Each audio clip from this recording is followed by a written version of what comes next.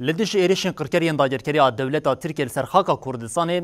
برسوا حری تند و یا حری هجای رومت مروف کار بیجه برسوا کو گریلین آزادی کردستان لهرمین پاراستن یعنی مدیای لدیجی ارتش دولت ترکیه کرکر پیکتینن هر ده و چارچوبه ده 22 کانون 2023 ده چارچوبه اپراسیون که شورشگری الخاکور که ده جاری کردن گریلین آزادی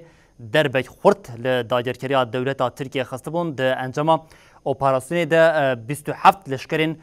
دولت ترکیه داگرکر هاتبون کشتن هر چه قاسی هول داویه که و شهرجی ل گریلا تیوی هر دما درباز دبه دیمنین وان چالاکیان یک بیک به رای گشتیره پارود کم جبرویه که جیم ده چالاکیا کو ده 22 کانون پیک خاطی ده جیم موجود 27 لشکرین داگرکری هاتبون کشتن و ل هم وقتی و گلکچک و جبل خانین داگرکری دولت ترکیه جیم